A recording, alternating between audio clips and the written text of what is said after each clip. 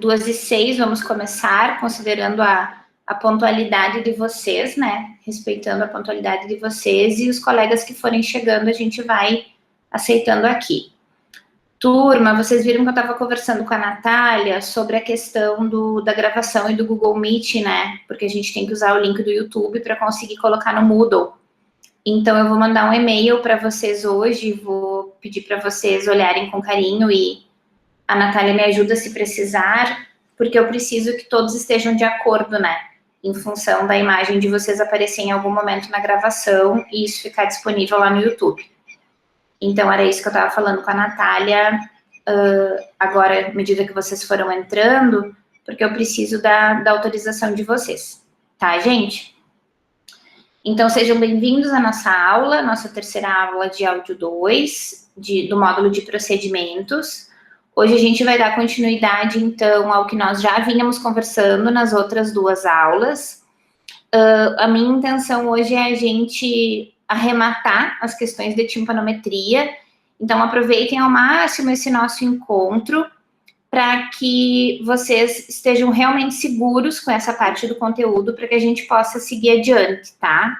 Então, não hesitem em perguntar, não hesitem em falar, ligando o microfone, usando o chat, como vocês acharem melhor, mas aproveitem porque semana que vem a gente vai começar emissões autoacústicas, com certeza, porque eu tenho uma aluna de doutorado, que é a Rúbia, que ela está matriculada nessa disciplina de áudio 2 como docência orientada.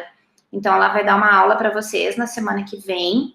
Então, eu quero tentar dar só uma introduçãozinha em emissões, para vocês terem uma introdução antes da aula dela. Se nós não conseguirmos, ela vai trazer uma aula bem explicativa. Então, não teremos problemas. Então, hoje a gente tem a intenção de finalizar a questão da curva timpanométrica. Então, eu vou começar compartilhando com vocês essa tela, que foi onde eu falei que eu voltaria na aula de hoje, que é ainda sobre a timpanometria. Então, nós já falamos nessas nossas duas aulas que tivemos, que na timpanometria a gente vai colocar a sonda na orelha do paciente, vai escolher a sonda pelo tamanho do conduto, e aqui nós teremos o tom teste e a pressão. Então, vai sair o do 226 Hz e a pressão que sempre vai começar em mais 200 DAPA. Deixa eu só fechar o WhatsApp aqui, senão ele vai ficar pitando. E a pressão que sempre vai começar em mais 200 DAPA. Então, eu tenho uma pressão inicial, que é colocada nessa sonda. Então, a montagem do paciente é sonda aqui, para a curva timpanométrica, fone aqui, para o reflexo acústico.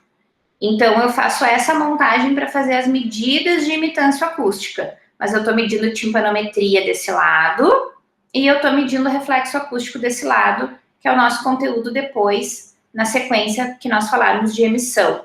Porque a gente precisa falar de emissão antes, para vocês ficarem mais confortáveis quando a professora Eliara for falar de triagem auditiva neonatal. Porque as emissões é o procedimento, né, da triagem auditiva neonatal. Então, eu escolhi a sonda, coloquei a sonda no equipamento, vedei a orelha do paciente. Aqui vai sair pressão e vai sair o tom teste. Nesse slide, está escrito adultos e idosos, mas não são só adultos e idosos.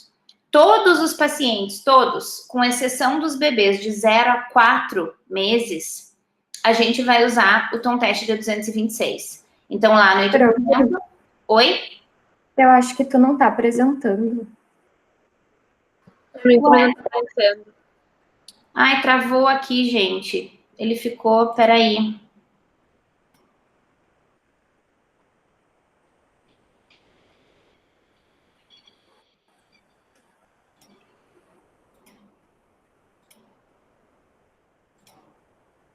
Ai, perfeito. Agora sim, Natália, acho que foi, né? Agora sim. Obrigada, Natália. Obrigada por me avisar. Capaz.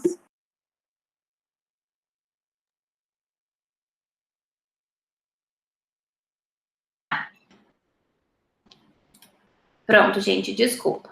Aqui, nesse slide, está escrito, ó, para adultos e idosos. Então, não são só para adultos e idosos. Para todos os pacientes, com exceção dos bebezinhos de 0 a 4 meses, a gente vai usar o tom teste de 226 Hz. Então, lá no equipamento, ele vai ter um módulo infantil, um módulo de criança. E esse módulo é para bebês de 0 a 4. Diferente de bebês de 0 a 4 meses, a gente vai sempre usar o tom teste de 226 Hz. E por que para bebês a gente tem que usar o tom teste mais agudo do equipamento? Por conta da frequência fundamental da orelha média do bebê. Então, quando a gente pensa no tamanho da cavidade de um adulto e o tamanho da cavidade de um bebê, são cavidades completamente diferentes. A do bebê, lógico, bem pequenininha, e à medida que a gente vai crescendo, essa cavidade de orelha média vai crescendo. Então, o bebê, ele tem um valor de frequência fundamental lá dentro da orelha média que fica em torno de 3.000 Hz, com essa variação de 2,5 a 3.000 Hz. Bem mais aguda que a frequência fundamental da orelha média do adulto. Então, do adulto e de todas as outras faixas etárias que não o bebê de 0 a 4 meses. Então, tem um bebezinho pequenininho que chegou para a gente para avaliação, eu preciso utilizar o tom teste de 1.000 Hz para considerar o tamanho da cavidade da orelhinha dele e para considerar esta frequência fundamental que está lá dentro, porque quando o tom teste entra no ouvido junto com a pressão, essa mobilização da orelha média vai encontrar essa cavidade com esta frequência. Por isso que eu preciso usar um tom teste mais agudo. Isso no equipamento é um botão que a gente tem que acionar, que é o módulo de frequência alta, que às vezes está escrito High Frequency em inglês, às vezes tem um H, às vezes tem escrito módulo infantil. Então, no ouvido da gente, no lugar de ouvir e a pressão, vai escutar e a pressão. Então, vai ser um som mais fininho. Tá, gente? É a única diferença em relação dos bebês de 0 a 4 meses em relação aos adultos. Tudo bem? A partir dos 4 meses, daí é o valor do adulto, prof? Exatamente. 5 meses, 4 meses e meio, 6 meses, todas as idades que não um bebezuco bem pequenininho, eu vou usar o tom de 226. Então, aqui tem uma imagem de uma criança, né? Se for um bebezinho, bem bebezinho, a gente não consegue muitas vezes fazer essa montagem, porque a cabeça é muito pequenininha. Então, eu vou colocar só o lado da sonda para fazer a timpanometria. E se eu for fazer pesquisa de reflexo acústico, depois eu coloco o fone, porque eu preciso da sonda para fazer o reflexo, porque no reflexo acústico eu estimulo aqui do lado do fone, mas eu capto do lado da sonda. Então, eu vou precisar dessa montagem. Mas como eles são muito pequenininhos, para não ficar tão desconfortável, eu coloco primeiro a sonda para fazer a timpanometria e depois eu coloco o arco com o fone para fazer o reflexo acústico. Então, nos bebezinhos, eu vou escolher uma sonda dessas daqui, das bem pequenininhas. Então, essa daqui é uma sonda de adulto, né? Eu vou escolher as bem pequenininhas, que não dá para ver direito nessa imagem, de acordo com o tamanho da orelha do bebê. Quando que vocês vão precisar fazer timpanometria nos bebês? Fizeram triagem auditiva neonatal, fizeram o teste da orelhinha lá com o bebê recém-nascido. E o bebê falhou no teste da orelhinha. E a mãe conta que ele fez um resfriado, que ele teve febre, que ele teve uma intercorrência de vias aéreas superiores, ou a mãe sentiu que tocou no ouvidinho e o bebê não ficou bem. Então, tendo essa situação de falha na triagem auditiva neonatal, eu preciso ver como está a orelha média, porque antecipando um pouquinho da questão das emissões otoacústicas, nessa imagem a gente tem a sonda da timpanometria. Então, aqui na timpanometria eu estou avaliando orelha média. Quando eu faço emissões otoacústicas, eu avalio especificamente as células ciliadas da cóclea. Eu estou avaliando CCE. Eu não tenho nenhum procedimento específico que avalie célula ciliada interna. Então, pelas emissões otoacústicas, tanto a transiente quanto a produto de distorção, que vocês vão aprender em breve, eu avalio cóclea, células ciliadas externas da cóclea. Então, pela lógica do caminho, a gente volta na história da barreira que nós falávamos na aula passada. Se por aqui vai estar entrando um som para eu avaliar as células ciliadas externas da cóclea, eu tenho uma barreira aqui. Digamos que aqui eu tenho muita secreção de otite. Esse som vai entrar, vai encontrar uma barreira. Essa barreira não vai deixar o som chegar aqui na cóclea como deveria. Então, quando eu estou atendendo um bebezinho, vamos pensar que esta orelha está lá num bebezinho de 2 dias que vocês vão fazer triagem auditiva neonatal. Se esse bebê nasceu e já teve um quadro gripal, ou ele está com o resto de vernix aqui no conduto, que é aquele líquido placentário que fica aqui, se tem alguma interrupção nesse caminho, ele pode falhar na triagem auditiva neonatal. Então, o que eu tenho que garantir quando eu tenho avaliação de um bebê? Eu tenho que garantir, e sempre, né? Não só de um bebê, eu tenho que garantir sempre que a orelha média tem passagem, tá livre, tá limpa, para eu garantir que essa avaliação coclear está ok, que essa avaliação coclear não está com nenhum problema antes. Então, eu tenho que garantir que a orelha média tá boa, tá íntegra, tá limpa, para eu avaliar a cóclea. Então, isso é o mais importante, essa é a maior importância, melhor dizendo, a maior importância da timpanometria para os bebezicos, para quando eu estou pensando na avaliação na triagem auditiva neonatal, tá? Isso no equipamento é muito tranquilo de mexer, como eu comentei, é um botão que a gente vai acionar o módulo da avaliação infantil. 1º, 2º, 3º mês de vida, até o final do 4º mês de vida, ou melhor, até o 4º mês de vida, 4 meses e meio, já é o tom normal. Porque daí eu tenho essa modificação aqui do tamanho de cavidade, da frequência fundamental, então eu já consigo usar o tom teste mais grave. Tá, meninas e Davi? Tudo bem, turma? Tudo. Tudo bem. Então, tá bom. Tem mais um adendo que eu quero dar para vocês em relação à questão dos bebês, porque a gente vinha falando dos tipos de curva timpanométrica e nós falamos da curva A, AR ou AS. Eu nem falei do S, mas ela tem esse, porque é em português e em inglês. A AD, que não apareceu aqui, B, C, essas eram as curvas que nós vínhamos falando. Então, vocês observem que surge aqui uma curva do tipo D. O que é a curva do tipo D? É D de duplo pico. Então, é como se fosse 2 vezes uma curva timpanométrica do tipo A. Ela faz um pico e faz outro pico. Ela faz assim. Por isso que chama duplo pico. Ela acontece muito nos bebezinhos bem pequenininhos, quando eles nascem com muita mobilidade do sistema. Então, o sistema ele tá tão móvel que ele faz o pico 2 vezes. Não é uma curva comum, não é uma curva que a gente encontra na maioria dos bebês, não é isso. Ela é uma curva que a gente encontra muito raramente, mas ela existe. E quando vocês encontrarem ela fazendo uma avaliação num bebê, vocês podem ficar tranquilos que é normal. É como se fosse uma curva do tipo A, só que esse excesso de mobilidade gerou 2 picos. Tá bom, gente? Tudo certo? Sim. Então, tá bom. Agora eu quero mostrar para vocês uns vídeos aqui nos equipamentos, porque a gente falou de valores, a gente fez os desenhos na atividade, a gente olhou umas imagens prontas na semana passada. Então, nós já, de diferentes maneiras, dialogamos sobre a timpanometria.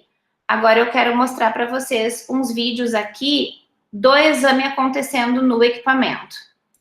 Então, aqui está o paciente, né? Então, essa aqui é a Jennifer, que é hoje aluna de 5º ano, quase fonoaudióloga, e a Jennifer, ela tá com a montagem para fazer curva timpanométrica desse lado, que a gente não está conseguindo ver aqui, a sonda está dentro do ouvido dela, e o fone para fazer pesquisa de reflexo acústico.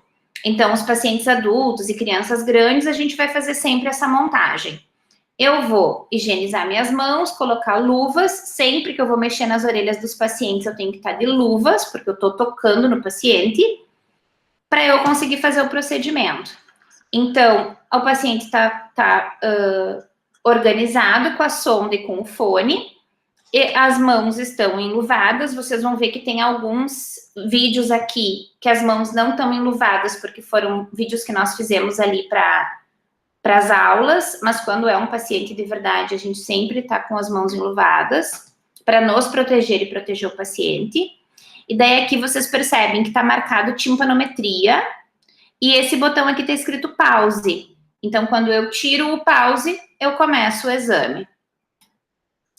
Então, estou me aproximando, e aqui, ó, a primeira palavra que diz ali é in-ear, que é dentro da orelha, né? In-ear, e depois ele vai dizer testing, que é o que está escrito ali agora. Testing, que é que está testando. Então, já começou o exame. E vocês vão observar que é muito rápido. Da hora que aparece o testing aqui, ó, para o final do exame, são segundos. Observem.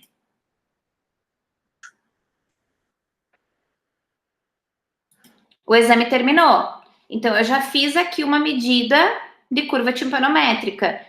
Se a sonda estiver bem colocada e bem vedadinho, é muito rápido. Segundos, como vocês observaram aqui.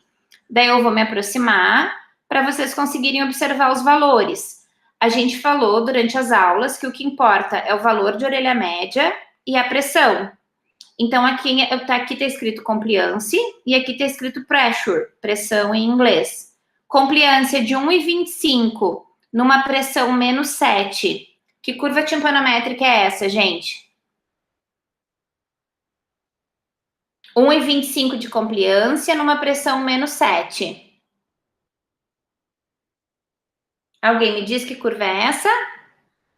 Eu acho que é A, mas a pressão me confundiu um pouco.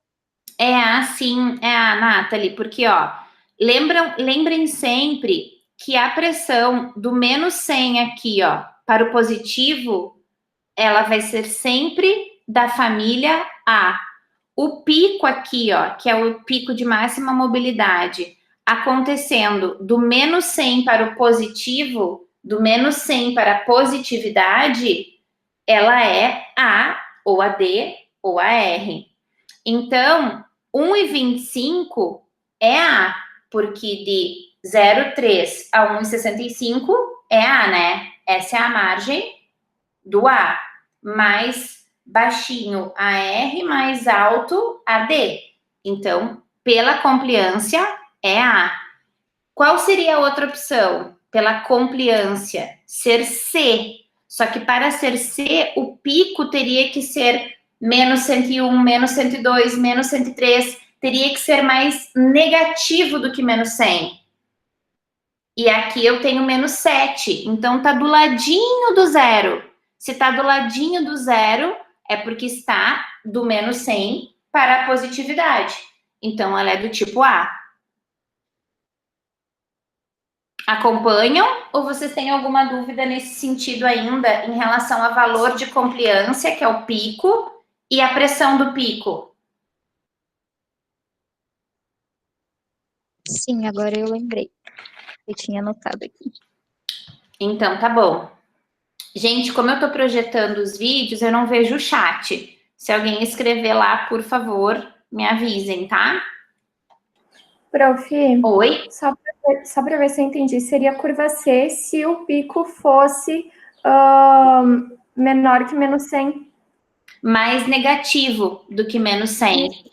Porque a palavra menor, eu não sei como é que tu aplica ela. Porque assim, ó, pensando aqui, ó, na régua da pressão, o positivo aqui, né? Mais para a esquerda.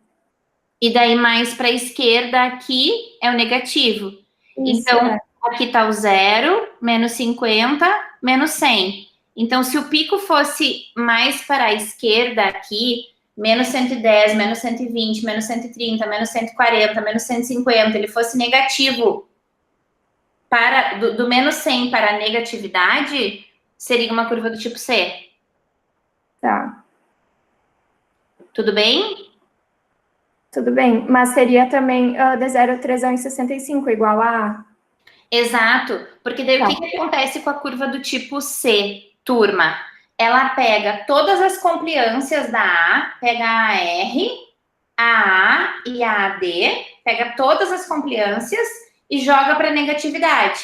Então, tudo que é AR, A e AD, no momento que o pico for deslocado para pressão negativa, no momento que o pico for menos 101, menos 105, menos 110, já não é mais nem A, nem AD, nem AR, é C. Porque daí quem mudou a curva foi o pico. Sim.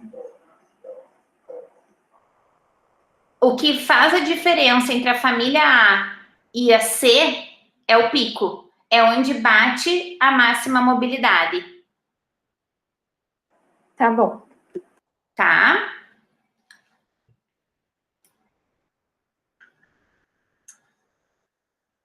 Aqui vai mudar para reflexo acústico, se eu não me engano. Esse aqui a gente deixa para depois, então. Deixa eu pegar outro aqui, ó, que talvez ajude a elucidar essa questão da curva do tipo C. Peraí, deixa eu... Ops, vou tirar esse aqui para cá. Eu tô no mesmo equipamento.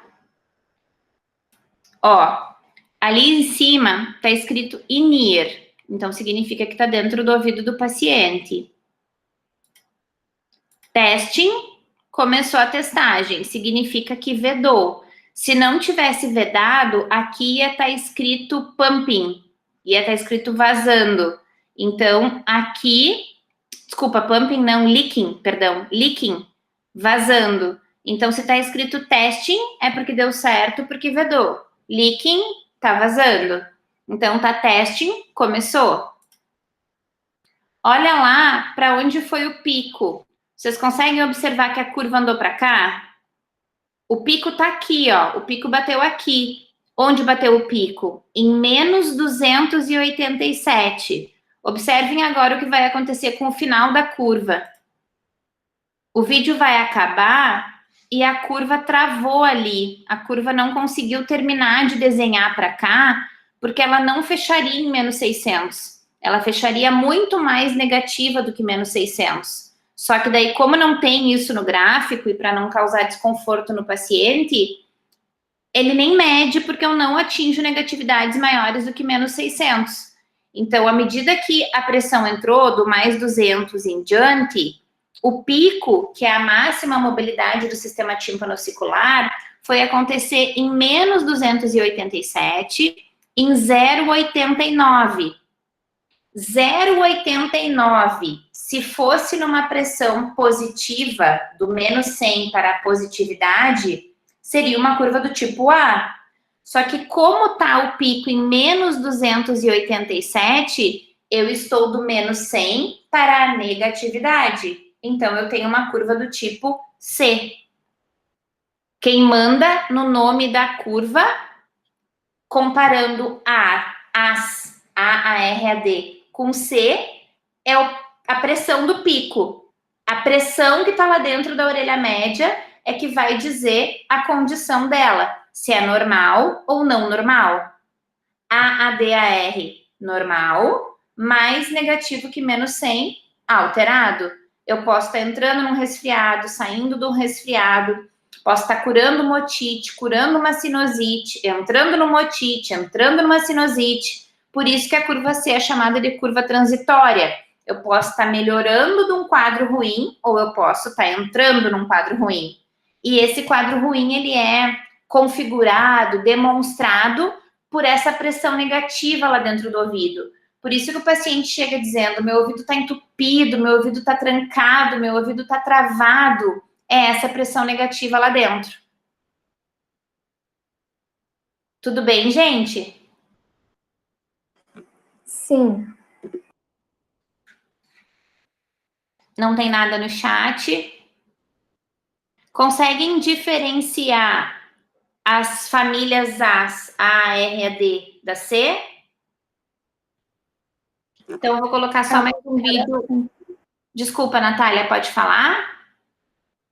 Não, eu tinha falado que agora eu estava conseguindo.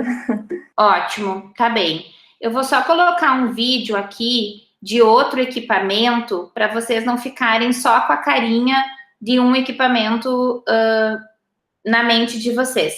Deixa eu só ressaltar, gente, que esse equipamento aqui, ó, deixa eu só pegar um vídeo que apareça, acho que esse aqui aparece. Aqui, ó, tá a marca, né? Vou voltar num lugar que apareça direitinho. Aqui, ó. Aqui, ó, tá o nome do equipamento, AT235. A marca desse equipamento é Interacoustics. Eu não tô fazendo propaganda, só tô contando para vocês o equipamento que a gente tem no hospital e tem na nossa clínica escola. Todos os nossos imitanciômetros são dessa marca, só que eles vão recebendo novas gerações. Então, esse vídeo que eu vou mostrar para vocês agora, ele é um vídeo da última geração, digamos assim, que foi o último modelo do AT235 que eles lançaram, ó. Vocês observam aqui que é AT235 o nome também, só que ele tem uma nova carinha, uma nova modelagem, que é o mais moderno, digamos assim, do que eles têm, que a gente recebeu. Agora, se eu falar a data, eu vou mentir, mas acho que foi início de 2019, não tenho bem certeza disso. Então, ele tem uma carinha um pouquinho diferente, mas as coisas que a gente observa são exatamente as mesmas. Ó, aqui, ó, vocês podem observar que ele está mostrando que é 226 Hz. Se nós estivéssemos com um bebê de 0 a 4 meses, nós mudaríamos aqui, ó, para 1000 Hz, que é o tom teste mais agudo que a gente precisa para fazer a avaliação de bebezinho em função do tamanho da cavidade. 226 eu uso para todas as outras idades. Então, aqui ele mostra o tom teste. E aqui, gente, ó, nesse equipamento, tem uma coisa bastante interessante. Observem essa flechinha aqui, ó. Essa flechinha, ela faz aquela varredura de pressão que eu comentei com vocês na primeira aula e comentei a semana passada também. Coloco mais 200, fica do mais 200 para negatividade, do mais 200 para negatividade, para achar o momento de máxima mobilidade do sistema, para achar o momento do pico do sistema de orelha média. Então, eu vou voltar só para vocês observarem essa flechinha ali debaixo, por favor. Ó, eu tirei o pause aqui, ó, a flechinha, cruzou, voltou. Por que que ela cruzou, voltou e parou? Porque o pico já tinha sido encontrado aqui. O que que é esse pico aqui? E o que que é esse pico para cima, esse pico para baixo? Isso aqui provavelmente o paciente engoliu a saliva, mexeu um pouquinho a cabeça. E o que que isso faz? Ele dá um erro no exame. Vocês percebem que aqui ele mediu a pressão, ó, em menos 153. Ele mediu esse pico aqui, ó, e não esse. Então, toda vez que vocês tiverem um artefato, isso aqui chama artefato, vai fazer uma medida errada no exame, mediu a pressão errada. Então, o triângulo aqui, que demonstra essa varredura de pressão para achar o pico, ele ficou confuso. E ele achou o pico no lugar errado, por conta de que o paciente ou engoliu a saliva ou mexeu a cabeça. Mas o que mais atrapalha é engolir a saliva. Então, a gente pede para o paciente, durante a testagem, que é muito rápida, evitar de engolir a saliva. Eu vou voltar um pouquinho aqui, que eu só quero mostrar uma outra coisa daqui do início. Ó, vocês observam que aqui, ó, tá... Deixa eu só pausar. Opa! Aqui, ó, tá o botão que eu aciono para tirar o pause. O equipamento, ele tá pausado. No momento que eu aciono ali, é um toque muito leve nesse equipamento, ele solta a pressão e solta o tom teste. O paciente está lá montadinho do mesmo jeito, sonda, fone. Então, eu aciono e solto o tom e solto a pressão na orelha do paciente. Vai fazer a varredura de pressão, vai medir o pico. Se eu fosse analisar isso aqui, ó, volume 107, pressão menos 53, eu diria que é uma curva do tipo C. E não é, é uma curva do tipo A. Essa aqui é a curva, ó. E ele está dizendo que é C porque ele mediu esse artefato. Então, vocês têm que tomar cuidado com isso. Ó, vai varrer de novo, procurou a pressão, de novo, encontramos artefato outra vez. Ele mediu de novo o artefato. Então, é lógico que isso aqui eu fiz de propósito, né? Para poder mostrar para vocês. Então, toda vez que mede esses artefatos aqui, ó, vai dar errada a medida do exame. Olha só, foi lá para menos 242 o pico. E a curva tá aqui, ó. Então, é uma coisa que vocês têm que observar. Se o paciente movimentou e engoliu a saliva, vai gerar uma interpretação errada de vocês. Se vocês não sabem olhar a curva e forem só pelos valores, vocês vão dar um diagnóstico de orelha média errado. Vocês vão fazer uma avaliação de orelha média errada. Então, vocês têm que olhar com carinho os valores e o desenho. Então, agora vai medir de novo, ó. Varreu aqui, ó, outro artefato. Foi lá para menos 207 a pressão. Então, não deu certo outra vez. Varreu aqui, fica procurando, procurando, procurando. Ó, o que aconteceu agora? Ai, deixa eu ir adiante.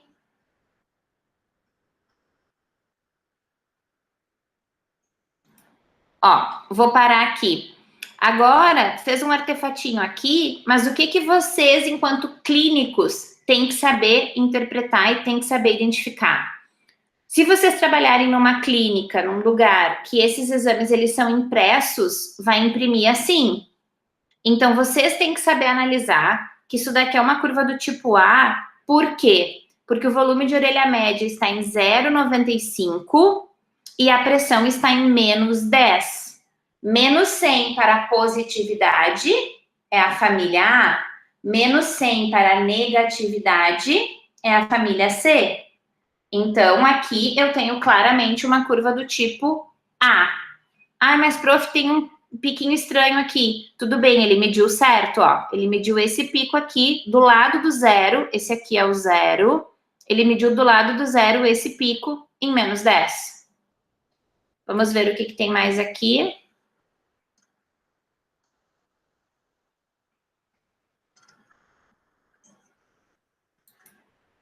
Deixa eu voltar um pouquinho.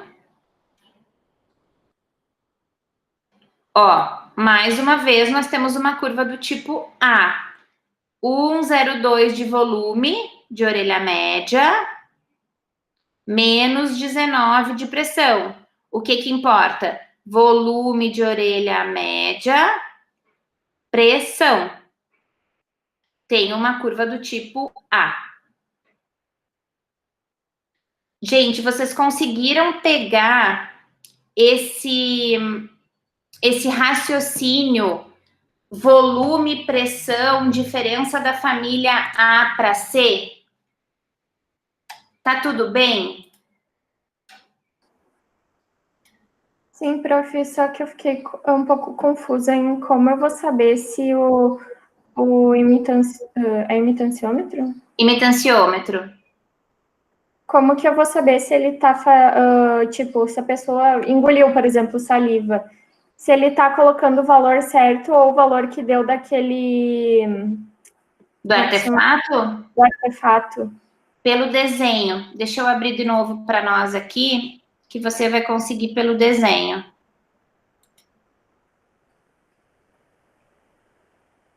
Deixa eu só pensar onde é que estão esses vídeos.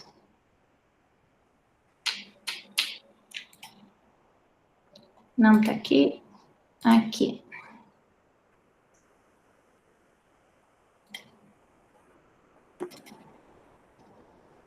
Daí, Natália, turma, vocês precisam saber identificar o desenho.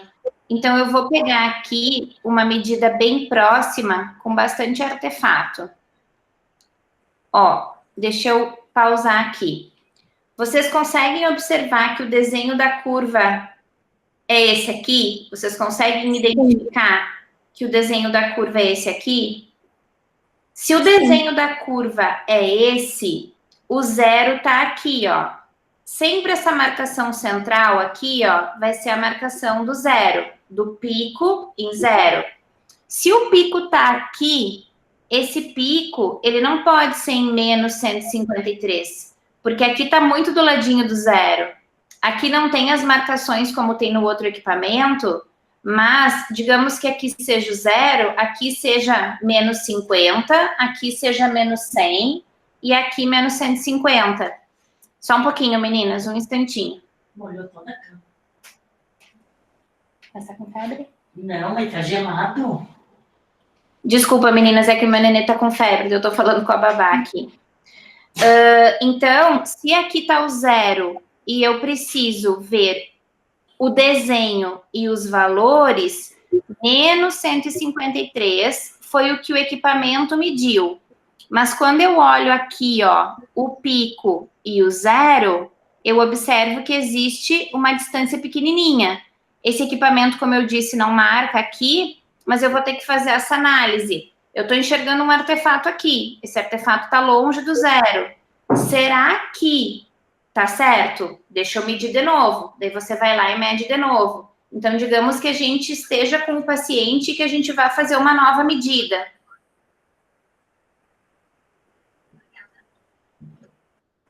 Fiz uma nova medida. O que eu tenho que interpretar? De novo, ó, a curva tá aqui. A curva tá aqui, o artefato tá aqui. Esse pico não tá em menos 166. Esse pico tá do ladinho do zero. Se ele tá do ladinho do zero, é porque tá normal. Ah, lembrei de uma coisa, meninas, que aparece nesse equipamento, que é esse quadradinho aqui, ó. Esse quadradinho, turma, ele nos mostra o normal. Então, até aqui, ó, é o menos 100 da negatividade. Então, se o pico tá aqui e aqui é o meu limite, é porque esse menos 166 tá medindo esse artefato e não esse pico.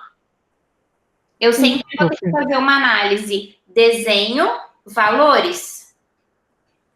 Valores daqui, desenho daqui. Lembrando que esse equipamento traz esse quadradinho, que eu estava esquecendo de comentar, que é o que nos limita em relação à normalidade da família A R, A, D. Prof, Oi?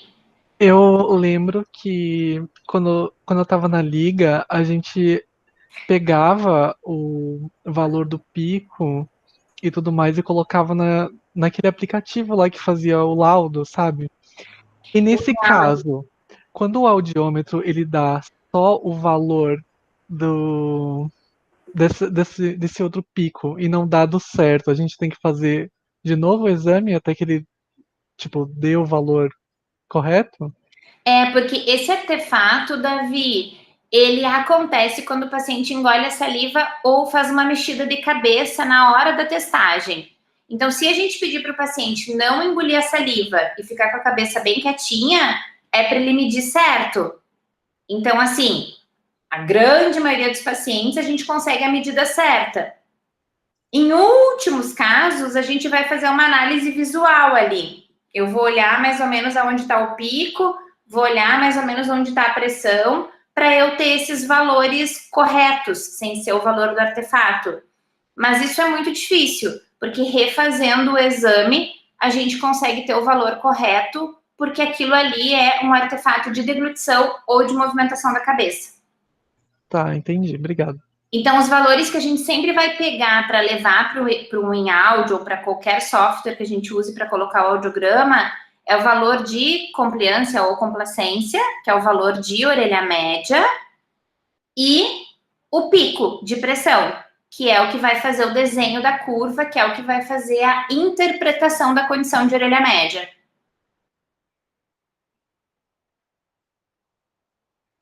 Tudo bem?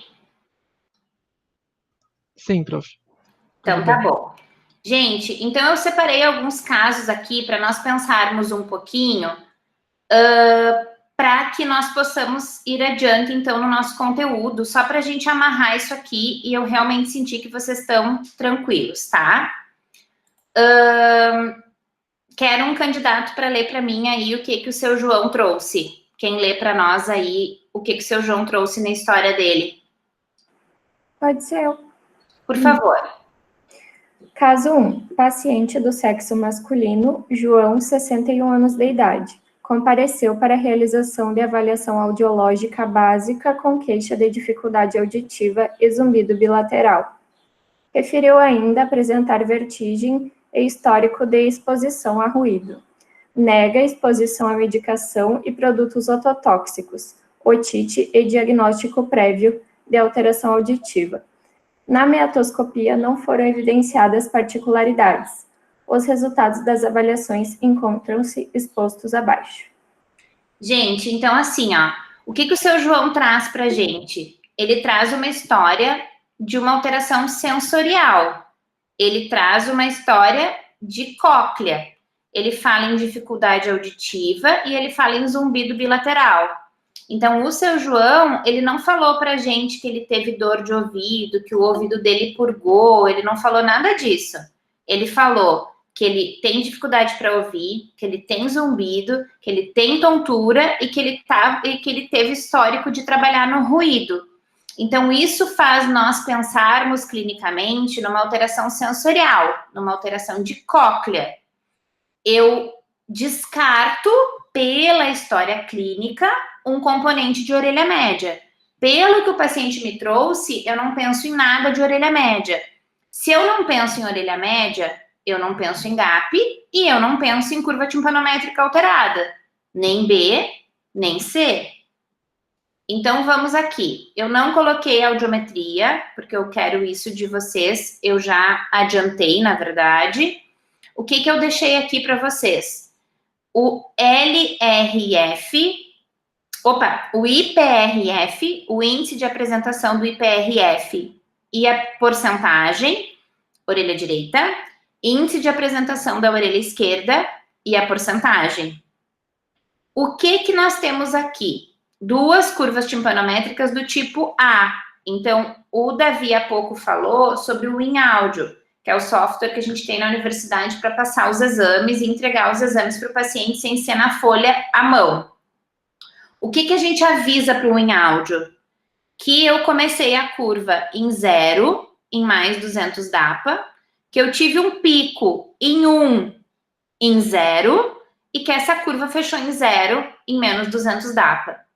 Eu informo esses valores para o InAudio, e ele vai me dizer que é uma curva do tipo A, segundo Jerger, 1970. A mesma coisa do lado esquerdo, só que o meu pico do lado esquerdo foi um pouquinho mais baixinho, mas eu tenho um pico em 0 novamente. Então, eu tenho o início, o pico em 0 e o final da curva. Se eu tenho uma curva do tipo A na orelha esquerda e do tipo A na orelha direita, com esta apresentação de índice percentual, o que vocês acham que nós encontraríamos aqui? Nós estamos fazendo o raciocínio contrário. Eu pedi para vocês na tarefa, e na aula semana passada a gente conversou um pouco, eu falei da ATL e a gente pensou na curva. Agora, eu preciso que vocês façam um raciocínio clínico ao contrário, porque talvez vocês trabalhem numa clínica que vocês tenham o hábito, ou a clínica tenha a rotina, de começar pela curva timpanométrica avaliação.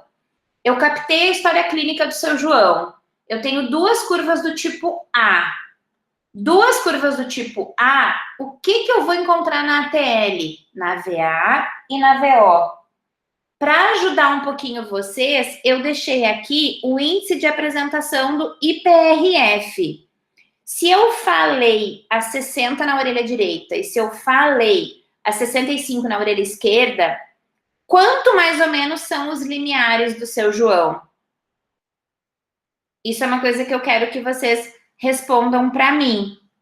Então, eu vou deixar vocês pensarem 4 minutinhos aí.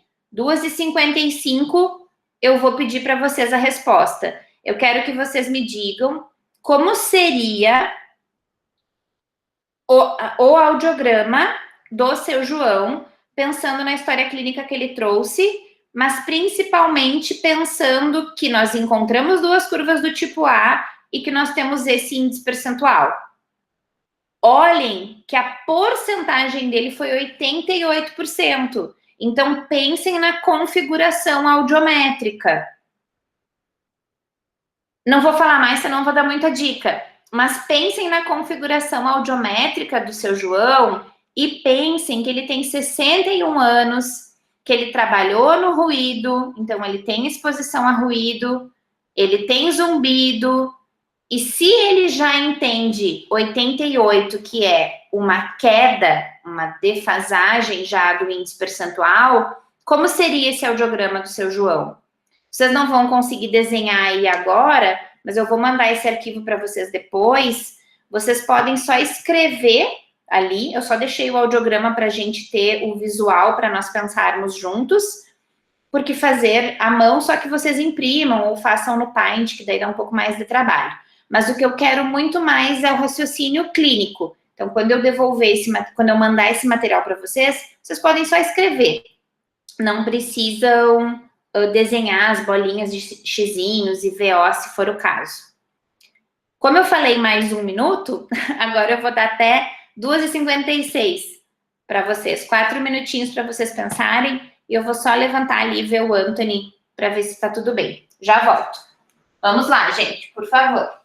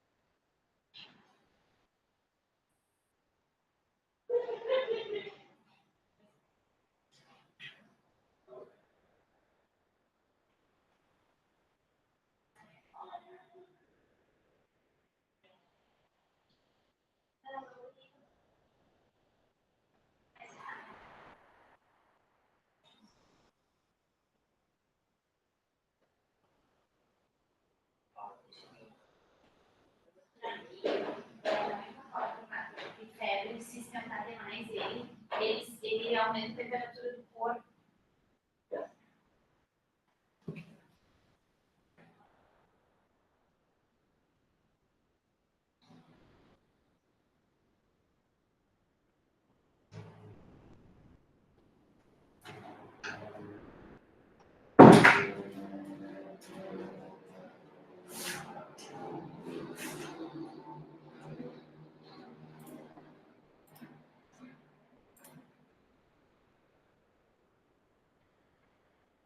Daí, turma, terminaram já ou ainda querem mais uns minutinhos?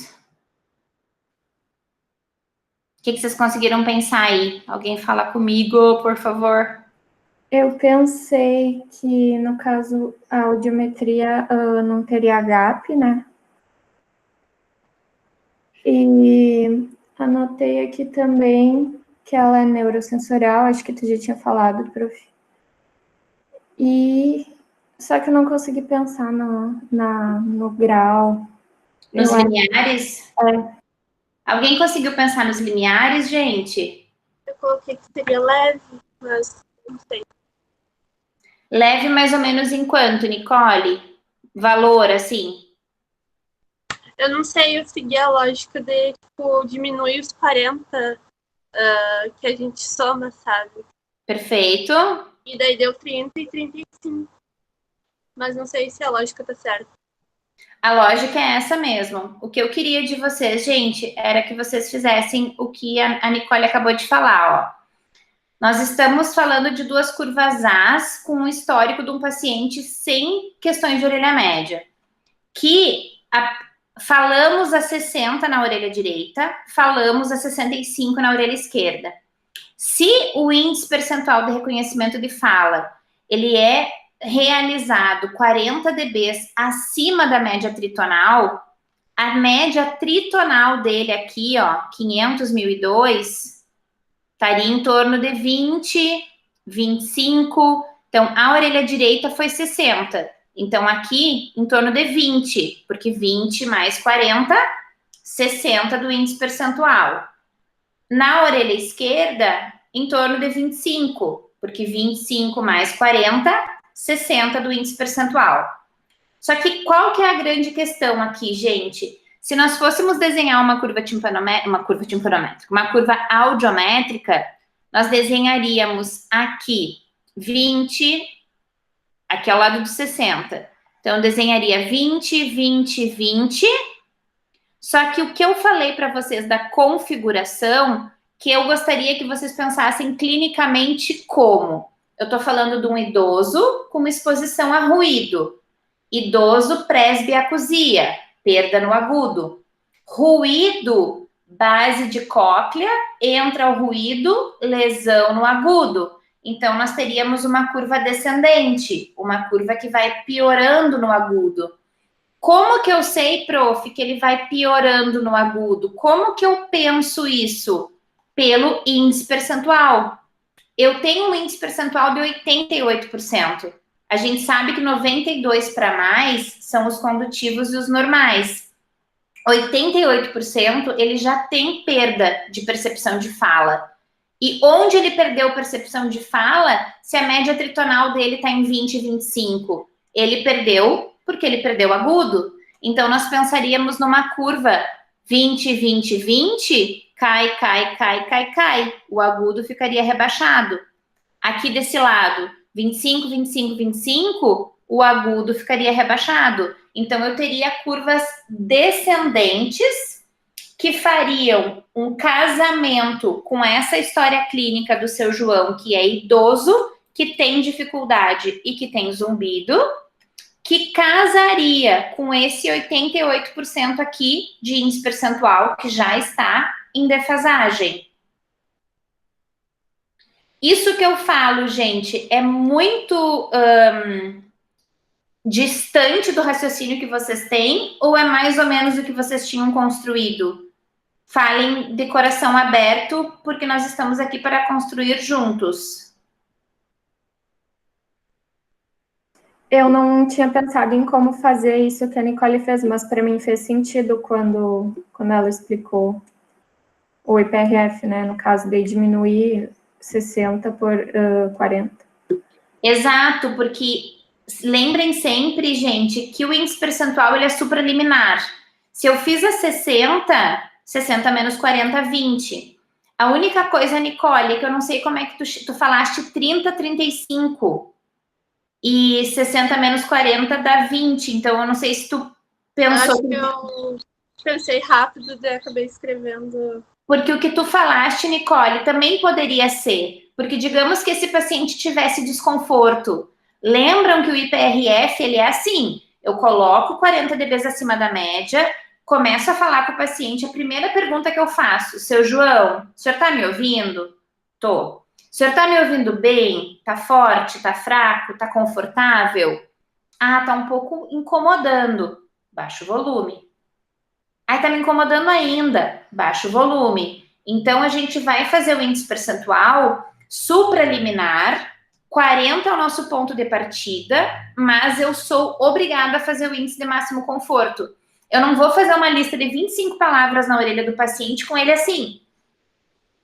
Não, tem que estar bom, tem que estar confortável. É para ser uma porcentagem de percepção no conforto de palavras monossilábicas.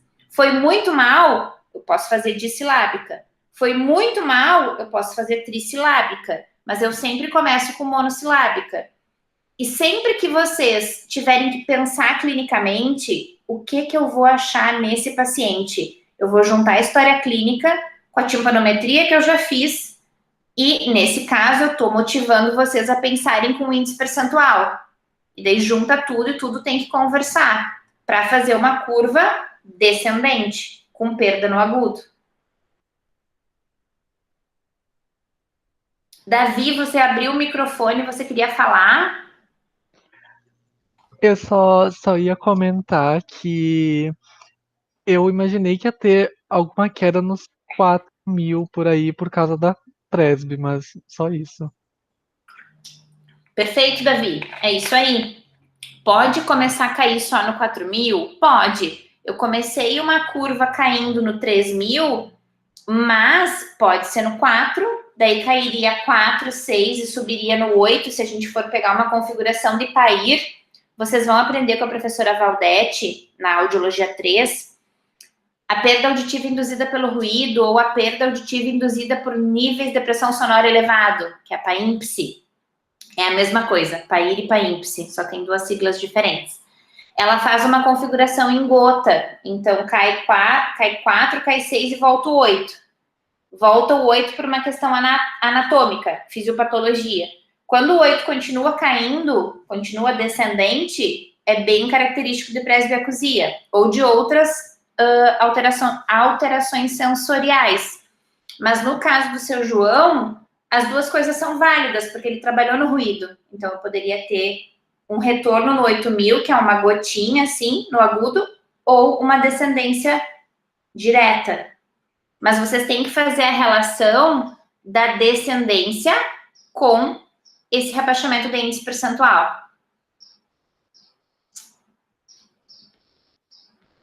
Posso ir adiante, gente? Vocês têm alguma consideração a mais do seu João?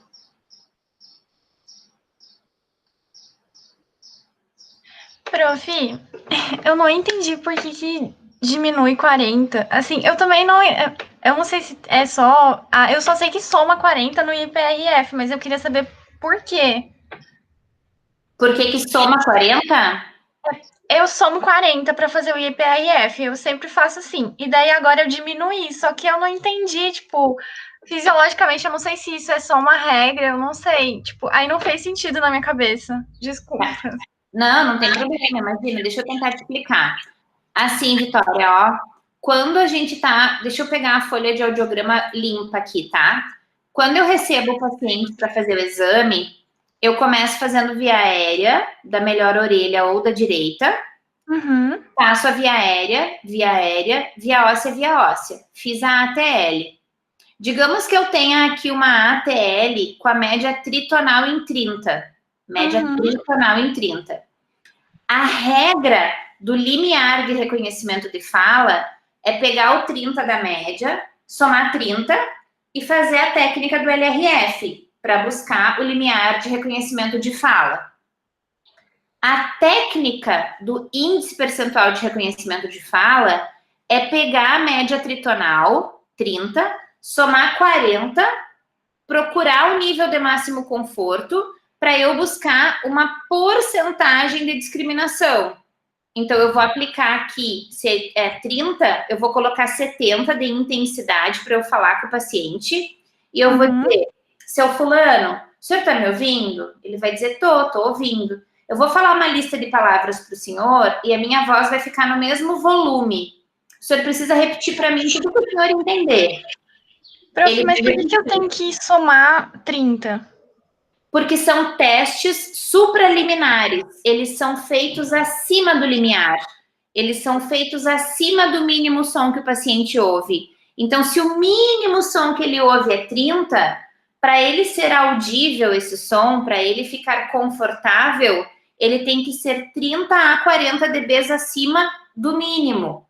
Isso é uma regra, uma técnica que foi feita com base em estudos de qual que é o mínimo volume que a gente precisa acima do nosso limiar para que nós tenhamos percepção de fala confortável, percepção de fala com reconhecimento fácil, digamos assim. Uhum. Agora entendi. Aí é o pensamento contrário, tirando 40. Isso, daí o que eu quis induzir em vocês, Vitória?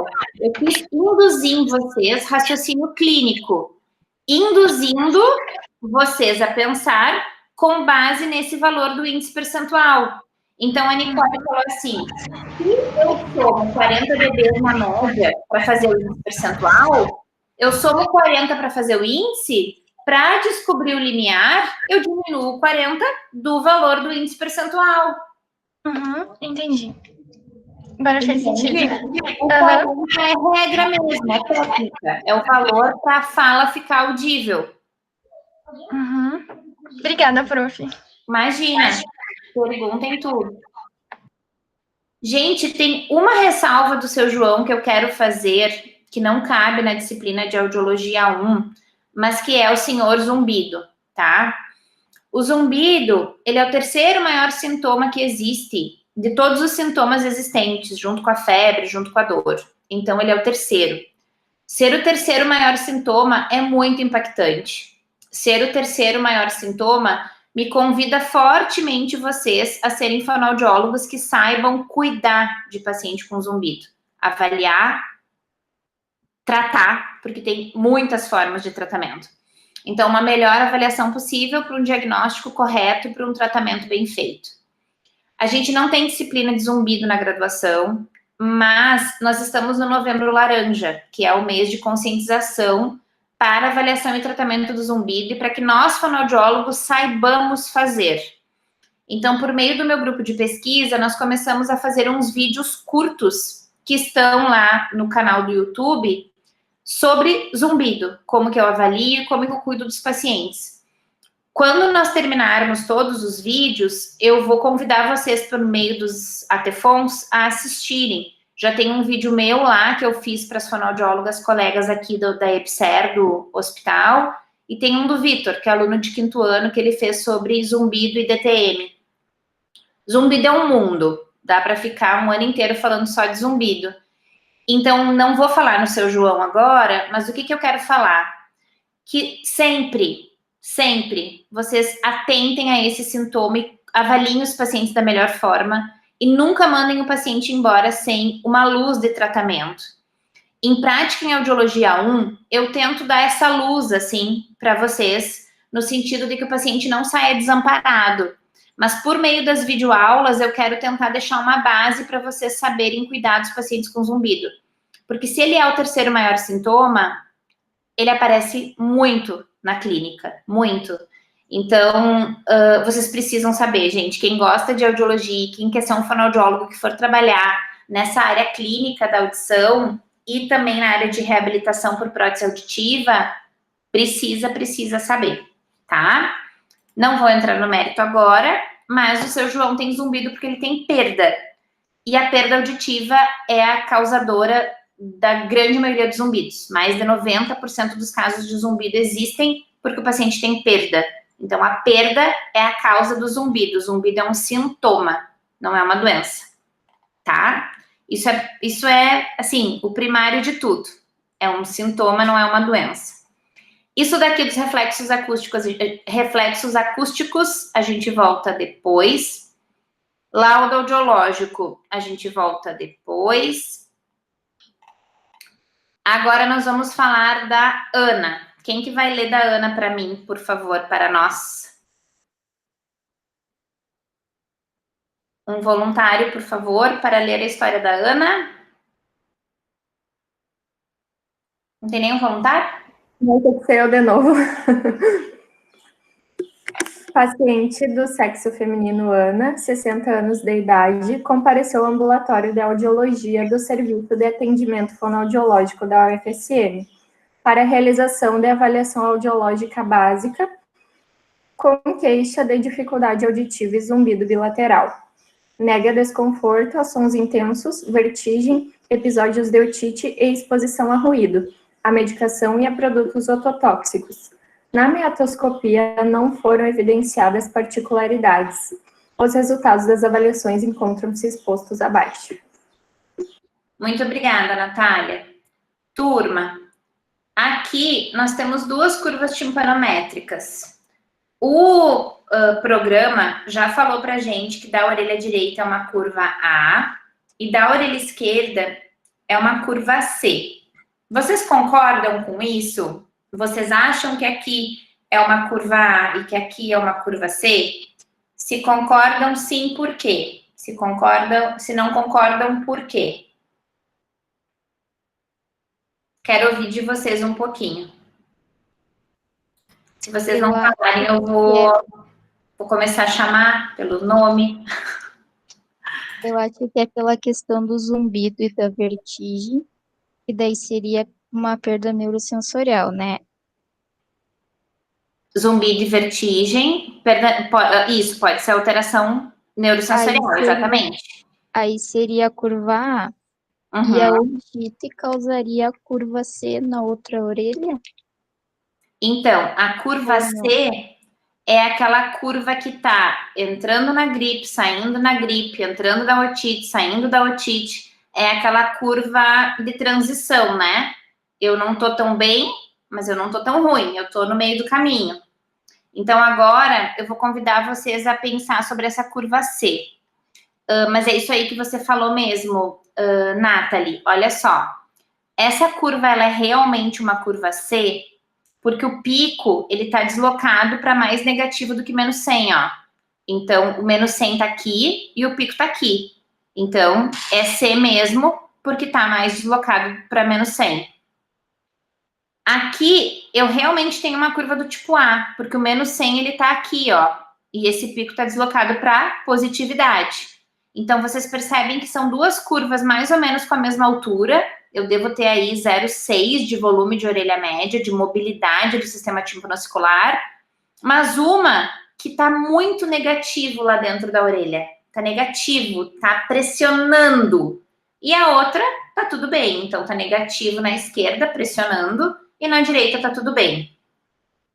Só que o que a Ana contou pra gente aqui, ó, que ela é uma senhora idosa, que ela veio porque ela tá com dificuldade para ouvir e com zumbido bilateral.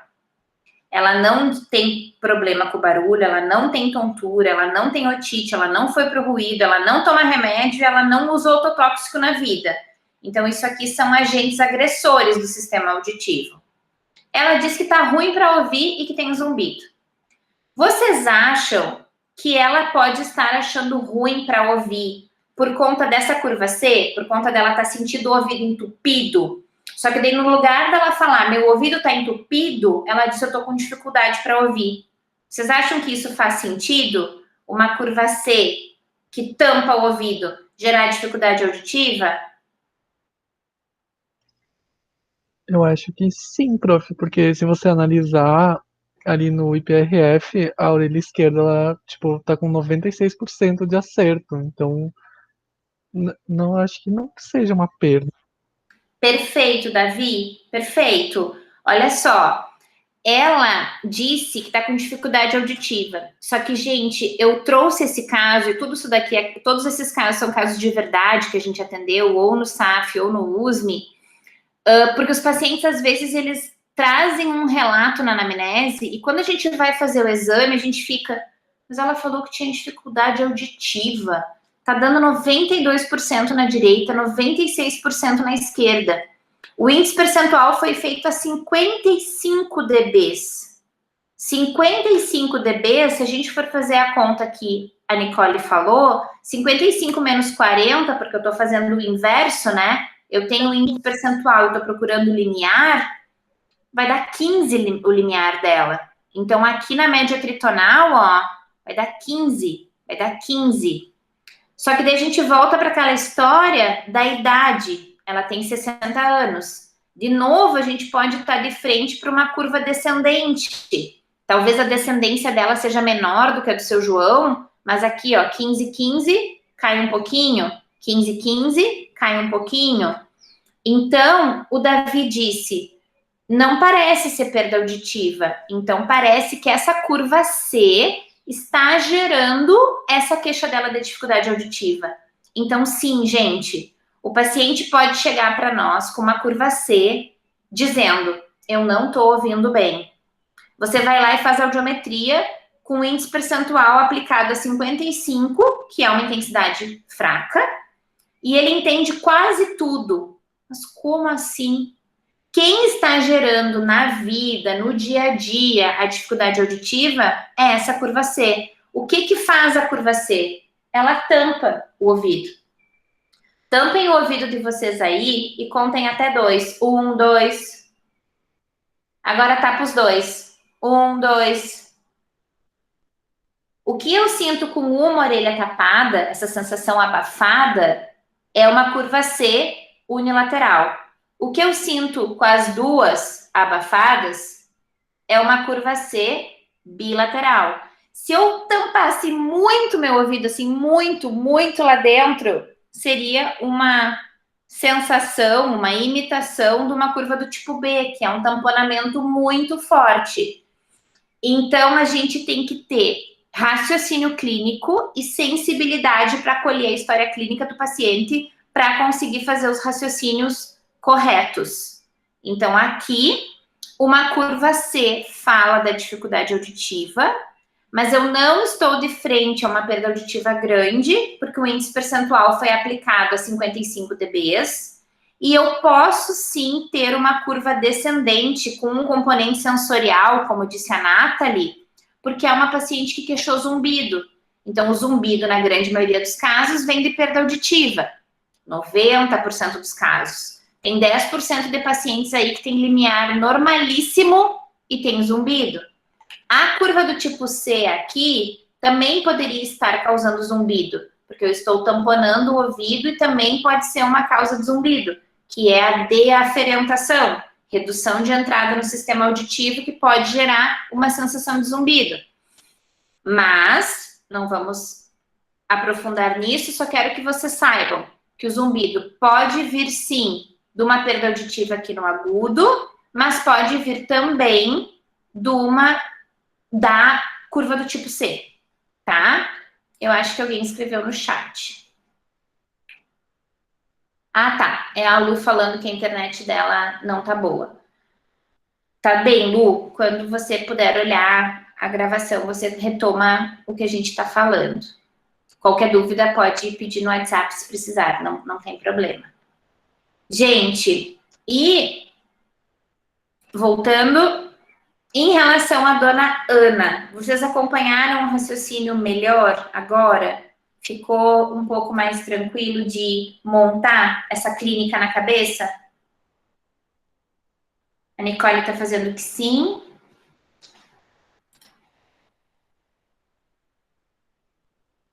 Vou voltar, então, para os casos.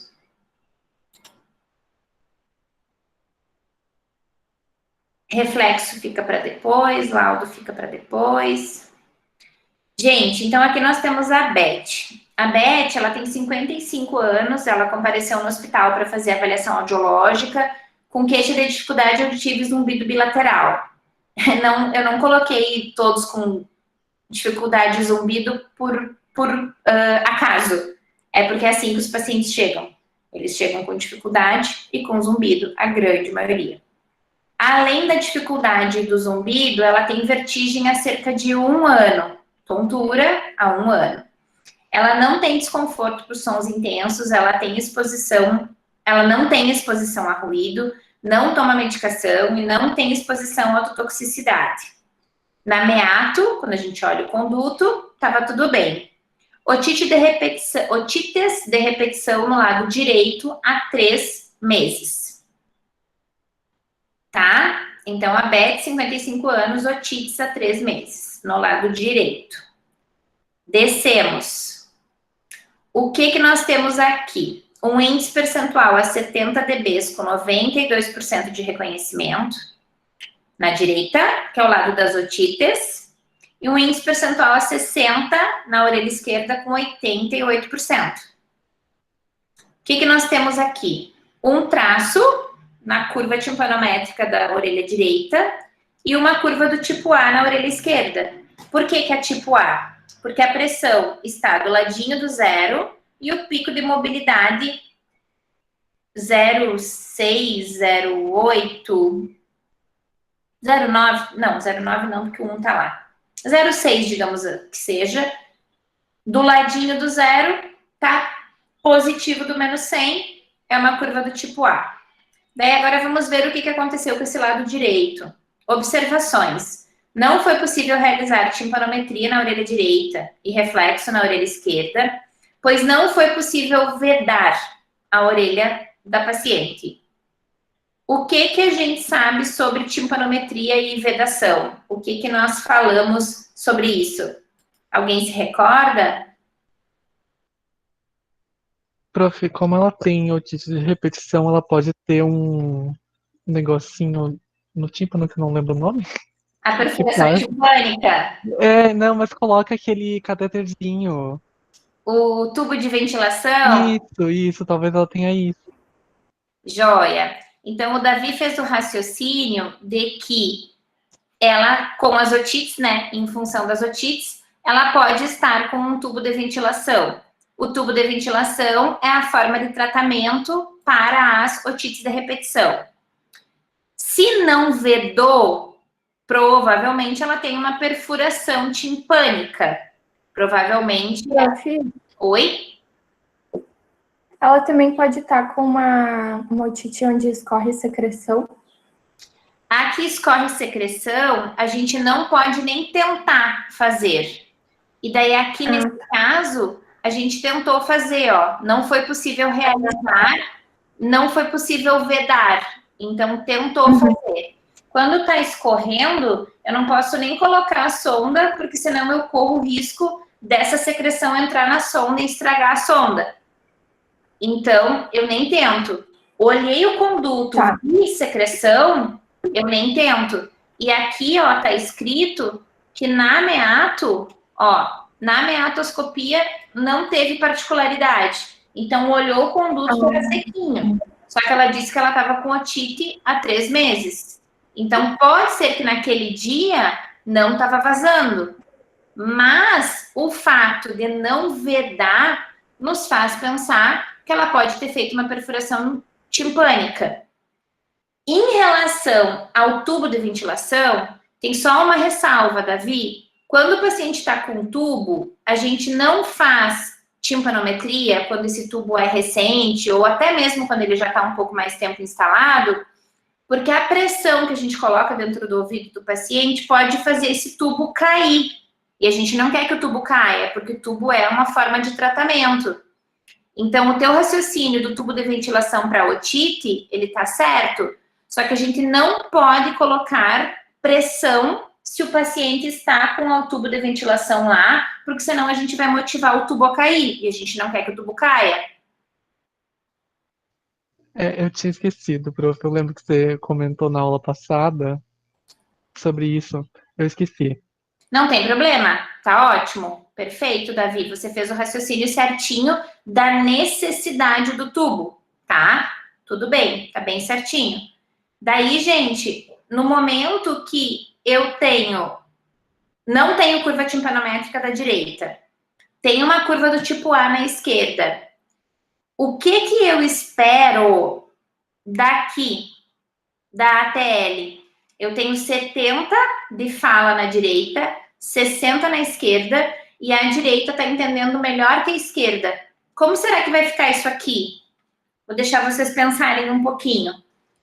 Pensem aí até 15h30, se precisar desse tempo. Mas eu gostaria que vocês pensassem um pouquinho. Vou deixar postado aqui, aparecendo os valores do IPRF.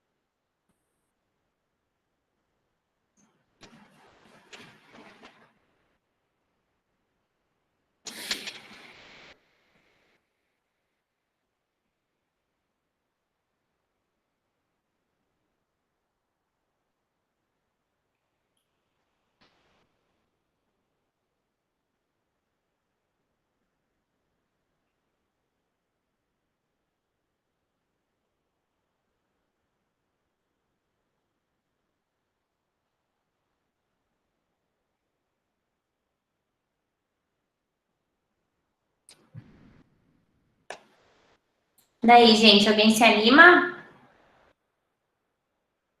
Alguém conseguiu pensar alguma coisa?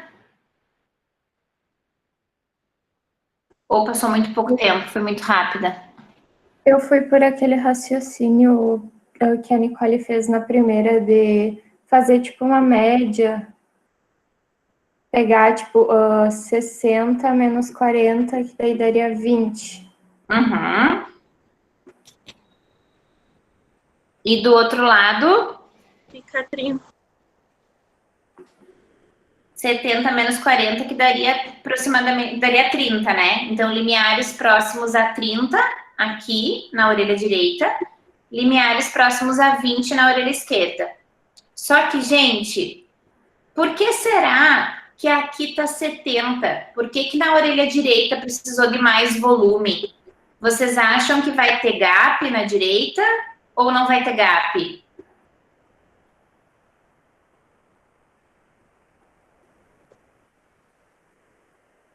Acho que sim, talvez porque a via óssea deve estar melhor, né? Perfeito, perfeito. Vai com certeza absoluta na orelha direita ter gap. Gente, olha só, a gente está fazendo o raciocínio de que temos uma perfuração de membrana timpânica e por isso a gente não conseguiu pegar na orelha direita, tá? No momento que eu estimulo por via aérea, o IPRF está me dizendo que eu precisei de mais volume na orelha direita.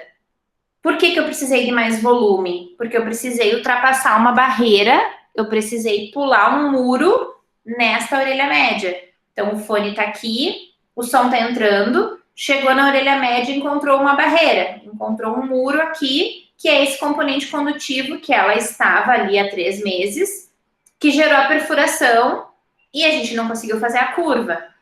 Então, o som está entrando por aqui, encontrou uma barreira, vai precisar de mais volume para pular o muro e dar conta dessa barreira. Então, enquanto o som na orelha esquerda está chegando na cóclea a 60 dB, porque o fone está aqui, entrou, não encontrou barreira nenhuma, ele foi direto. Aqui entrou, encontrou uma barreira, teve que pular o muro. Para pular o muro, eu tenho que fazer força. Para pular o muro, eu tenho que ter acréscimo de intensidade. Então, aumentou a intensidade para 70. Se eu fizer esse mesmo raciocínio pensando nos limiares, os meus limiares aqui estão em torno de 30, os meus limiares aqui estão em torno de 20. A orelha esquerda tem curva A. Tem como eu ter gap desse lado? Tem por que eu ter gap desse lado? Não. Não tem porquê. Não tem por que eu ter gap. Eu tenho uma curva do tipo A, então eu tenho na esquerda, usando o fone, usando o vibrador, a mesma coisa, porque a orelha tá limpa, a orelha média tá limpa. Já na orelha direita, fone e transdutor ósseo não vão ter a mesma resposta. Porque quando eu uso o transdutor ósseo, eu pego a reserva da cóclea integralmente como ela está. Se a via aérea aqui está em 30, enquanto pode estar a óssea? Se eu estou pulando a barreira de orelha média. Como que eu sei onde a óssea pode estar? 92% de discriminação me fala da integridade coclear, me fala da cóclea, da reserva da cóclea. Então, se a via aérea está em 30, essa óssea pode estar em 0, pode estar em 5, pode estar em 10, mas ela está de 10 para melhor. Se a óssea está em 5 e a aérea está em 30, o que é isso? Condutivo, misto ou neuro? Condutiva? Condutivo, porque a óssea está normal. A óssea 5, 10, 15 é uma óssea normal. Prof, como que eu posso saber que a óssea está normal? Óssea normal fala da cóclea. Da onde eu tiro essa informação? Desse 92% de reconhecimento aqui. Falando na orelha direita, com um pouquinho mais de volume, o volume pulou a barreira de orelha média e 92% de reconhecimento foi possível. Significa que eu tenho integridade coclear. A Dara falou condutiva. Perfeito, Dara. Isso aí. Tudo bem para ser condutivo, gente? Conseguem fazer os links, curva timpanométrica, percepção de fala, ATL? Ok? Fechou? Então, tá bom. Então, esses 3 casos aqui, eu vou mandar para vocês. Vou colocar no Moodle, né? Para vocês terem esse material. E daí vocês podem só escrever aqui, junto do audiograma, os resultados possíveis para ficar mais fácil. Quem tem facilidade de imprimir, pode desenhar as curvas. Só tem uma questãozinha a mais, gente, da Beth, que eu gostaria de destacar com vocês, que eu não sei se vocês perceberam. A Beth, ela veio porque ela tem dificuldade e porque ela tem zumbido. E daí nós estamos falando de uma orelha esquerda com índice em 88. Como que vocês acham que está a configuração audiométrica da Beth, apesar de nós estarmos utilizando 60? 60 menos 40 dá 20. Então, o 500.002 dela aqui está em torno de 20. Só que ela está entendendo 88. Ela disse que ela tem zumbido e ela disse que ela tem dificuldade. Como que vocês acham que poderia ser essa configuração dela?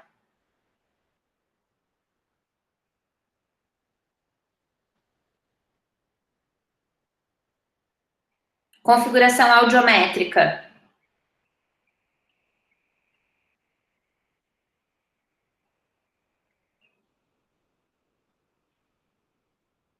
Não? Descendente. A Dara falou, prof, no chat. Ai, obrigada. Descendente, perfeito, Dara. Isso aí. Configuração descendente, turma. Por que configuração descendente? Porque se ela já está perdendo informações de percepção de fala, perder informações de percepção de fala, de algum lugar está vindo uma perda. Se a perda não está vindo do 500.002, ela está vindo do agudo. De algum lugar do agudo está vindo uma perda auditiva, porque ela já tem decréscimo de percepção de fala. Entender a fala em 88% numa situação totalmente silenciosa de fone é muito ruim, já é muito ruim. Então, a dificuldade auditiva dela deve estar numa curva descendente, porque como o grave está normal, e a gente sabe que está normal, porque 60 menos 40 dá 20, mais ou menos por aqui, a explicação está no agudo. Mas, prof, por que ela tem perda no agudo se ela tem 50 anos? Muitas coisas podem gerar perda no agudo. Aqui na história clínica dela, ela não traz nada, ó. Ela tem a vertigem, tem a perda auditiva e a tontura. Isso daqui, gente, essa tríade aqui, zumbido, perda de audição e tontura, ela fala de uma doença. Vocês já tiveram otorrino com otorrino, agora eu não lembro se é A1 ou A2 que fala de ouvido, né? É a 2. Já tiveram, não? Sim. Então, tem uma doença que vocês devem ter aprendido em otorrino 2, que tem uma tríade caracterizada por essas 3 questões: tontura, zumbido e perda auditiva. Lembram qual doença é? Não é a Meniere? Doença de Meniere. Perfeito. Tia, né? Alguém falou e eu não entendi, desculpa. A hidropsia, né, prof? Tem a hidropsia endolinfática e a doença de Meniere. Diferenciar a hidropsia da doença de Meniere pelo exame audiológico é muito difícil. Pela história clínica é muito difícil. As histórias e os achados audiológicos são muito similares. Então, os otorrinos, eles normalmente pedem exames complementares em imagem para ver a estrutura do ouvido interno, para conseguir diferenciar a hidropsia da Meniere e fazer o melhor tratamento. Mas elas se misturam muito. Então, pode ser que a Beth tenha hidropsia ou Meniere?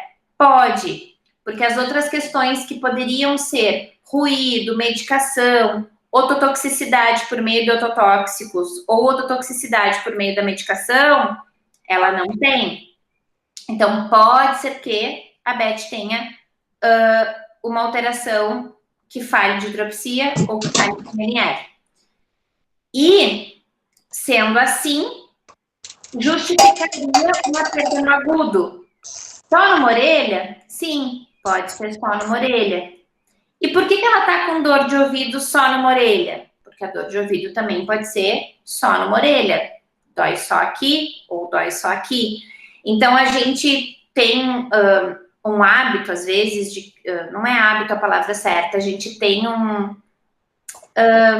mania, entre aspas, não estou achando a palavra certa para usar, de achar que os pacientes sempre vão ter as duas orelhas iguais. E não é assim, gente. Eu posso ter uma orelha normal, uma orelha com componente condutivo. Eu posso ter uma orelha normal, uma orelha com perda auditiva. Eu posso ter um paciente que não traz nada na história do porquê que ele tem otite só na direita, mas ele tem otite só na direita. Então, a gente tem que conseguir fazer essa amplitude de raciocínio para conseguir fazer um bom exame, fazer um bom laudo e ajudar o otorrino na melhor conduta médica de tratamento. Tá?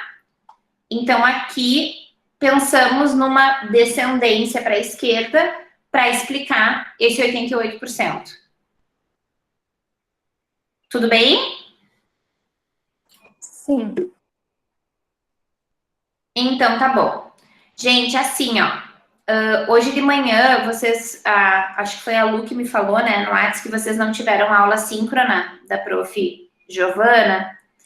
Então, assim, a turma tá bem pequena, vocês são só em 12. A gente pode aproveitar mais 10 minutinhos para terminar de arrematar timpanometria e vocês me falarem, prof, tá tudo bem? Ou eu vou fazer uma fala de 5 minutos sobre emissões otoacústicas para a Rúbia poder dar aula dela da docência semana que vem. Então, eu quero que vocês se manifestem, mas eu quero que vocês falem todos ou quase todos, quem tiver vontade, no sentido de me dizer se tá tranquilo a questão das curvas. Porque, gente, assim, ó, todo diagnóstico audiológico, ele tá baseado, ele tá na dependência da curva timpanométrica. Então, eu não consigo fazer uma triagem auditiva neonatal correta se eu não tiver uma curva A, eu não souber interpretar uma curva A. Eu não consigo fazer uma audiometria com um laudo bem feito se eu não souber interpretar uma curva timpanométrica. O potencial de tronco encefálico, que é um exame eletrofisiológico, que vai ter os eletrodos lá. Eu não preciso da curva. Eu preciso. A condição de orelha média, ela é a primeira porta. Eu entro no sistema auditivo, a primeira porta que eu encontro é a orelha média. A segunda porta é a orelha interna. A terceira porta é o nervo auditivo. A quarta porta é o tronco encefálico. A quinta porta é o subcórtex, para eu chegar lá no final e encontrar o córtex auditivo. Mas a porta de entrada é a orelha média. Se vocês não souberem analisar a timpanometria e não souberem analisar a orelha média, tudo que vocês fizerem depois pode estar errado, pode levar vocês a fazer diagnósticos errados.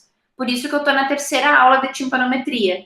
Para que vocês, assim, digam, ok, eu sei interpretar, eu sei fazer. É claro que aqui, vendo os vídeos, é muito diferente do que o manuseio lá na hora.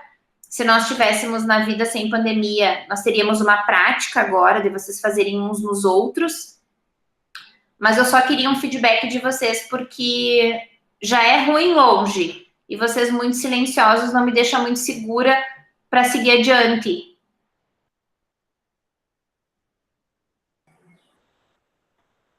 A Isabel falou que tá tudo bem, com os exemplos ficou mais claro. Nicole, você abriu o mic?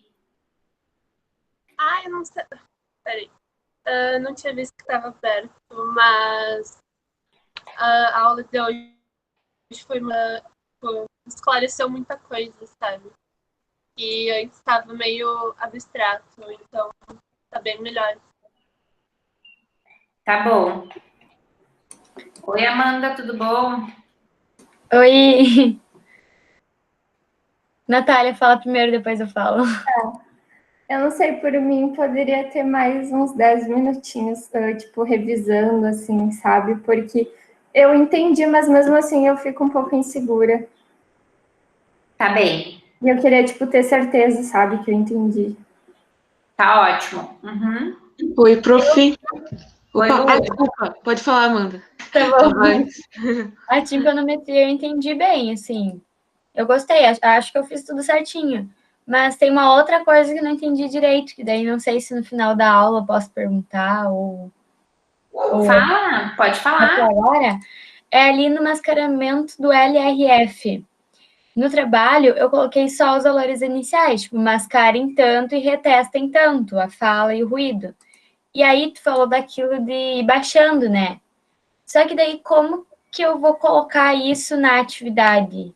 Enquanto ele respondeu, se eu não sei quanto que ele respondeu, eu coloquei só os valores iniciais. Perfeito, tudo bem. Dá para ser só os valores iniciais, então? Pode sim. Pode sim. Porque daí o resto teria que ser com o paciente testando, né? Isso, eu fui falando ali na explicação sobre o nado sincronizado, mas pensando na nossa vida num futuro próximo. Mas para a simulação agora, para o raciocínio clínico, pode ser sim só o valor inicial. Tá, então tá tudo certo. Viu, prof? Tipo, na teoria eu entendi, sabe? Só que na hora, quando vem os casos, eu fico insegura. Tipo, na teoria eu tô bem segura, sabe? Mas o problema é quando vem os casos, e daí a gente tem que juntar a audiometria com a timpanometria, e daí fazer o laudo, daí fazer os cálculos. E Natália, é justamente essa transferência que a gente precisa tentar ter agora. Porque assim, você fala, eu tenho a teoria e na hora do caso eu ainda tenho insegurança. Isso é super normal, porque nós estamos começando. Mas o meu desejo é que essa transferência do que vocês pegaram na teoria para um caso aconteça agora, e depois, quando vocês forem ter a prática de verdade com o paciente, que a gente tiver o pré-estágio, vocês só busquem isso, sabe? Vocês só resgatem isso. Porque se a gente tiver que construir essa transferência lá na prática, o paciente vai estar ali contigo. Daí já tenha um pouquinho do nervoso que fica por ser um paciente ali com a gente. É isso que eu tenho medo. Por isso que eu fico batendo nessa tecla e fico um pouco chata, assim. Vocês entenderam? Gente, vocês entenderam? Porque eu não gosto de seguir adiante com as coisas penduradas. Eu acho que não é assim que a gente aprende. Tá, mas eu vou falar mais um pouquinho, então só queria ver o que a Lu ia dizer. Prof, como as gurias falaram, com os exemplos fica mais claro. Mas assim como a Natália falou, eu também. Eu ainda me sinto insegura, sabe? Mas também vai de mim, né? Tipo, eu revisar, eu buscar, entendeu, prof? Por isso que eu vou me forçar mais essa parte, sinceramente. Tá bom, Lu, obrigada. Obrigada por contribuir também. Obrigada para todo mundo que pôde falar. Eu vou fazer assim, ó. Então, eu vou usar mais 10 minutinhos aí para dar um tempo de um xixi antes de vocês começarem com a Eliara e se movimentar um pouco, sair da frente do computador. E a gente precisa ter aula de emissão semana que vem, porque a Rúbia trabalha e ela precisava de uma data, então eu dei semana que vem para ela. E eu preciso avançar um pouquinho para não ficar muito atrasada em relação ao conteúdo da Eliara, para a professora Eliara poder seguir com a TAM com vocês e a minha parte não atrapalhar a dela. Mas se for necessário, a gente volta assim que possível com mais casos para nós dialogarmos e vocês irem fazendo essa construção da segurança, que tudo é uma construção, tá? Deixa eu abrir para nós aqui mais uns casos, então, que daí eu acho que vai nos ajudar mais. Deixa eu pensar. Eu vou pegar um caso da atividade, porque daí a gente já faz um diálogo sobre a atividade.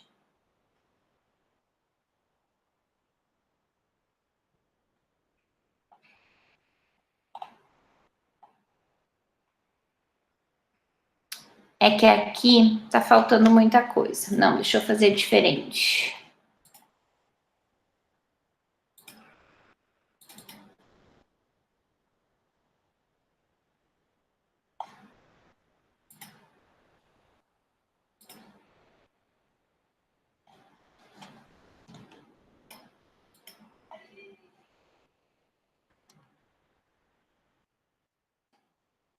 Gente, aqui, ó. O que nós observamos, né? Nós observamos duas curvas timpanométricas do tipo A. Por que são duas curvas do tipo A? Porque o volume está em 1 e 2 e o pico está do menos 100 para a positividade. Então, menos 100 para a positividade, alguém da família A. É A porque está em 1 e 2. 0,3 a 1,65 é A. Se eu tenho curva do tipo A, significa que a orelha média está boa. A orelha média não está ruim. A orelha média está boa. Eu tenho quais opções de ATL? Eu tenho a possibilidade de ATL normal, que é o que nós temos aqui. Nós temos possibilidade de todos os tipos de neurosensorial. Poderia ser leve, moderado, moderadamente severo, severo, profundo, e poderia ser uma anacusia. No momento que eu tenho uma curva do tipo A, a curva do tipo A me fala da orelha média. Então, aqui na ATL, eu posso encontrar do normal a anacusia, do normal a perda profunda, em todos os componentes sensoriais. Sensorial leve, moderado, moderadamente severo, severo e profundo. Nesse caso, esse paciente trouxe o que na história clínica? O ouve bem não foi marcado. Então, a gente não sabe. O paciente não respondeu. Desconforto para os sons, não tem. Zumbido, sim. Ó, então, por acaso, eu abri aqui um paciente daqueles 10% que eu comentei antes. 90% dos pacientes que têm zumbido têm perda auditiva. Estamos de frente de um paciente que tem zumbido e limiar normal. Então, assim, 100% de chance que esse paciente veio por conta do zumbido. Zumbido, limiar normal. Tem surdez na família? Não. Vertigem, sim, ó. Então, zumbido e tontura. Já chegamos aí numa díade, não numa tríade. A tríade que fala do que nós acabamos de falar da Meniere ou da hidropsia. Eu quero só ajeitar aqui para não aparecer o nome do paciente ali.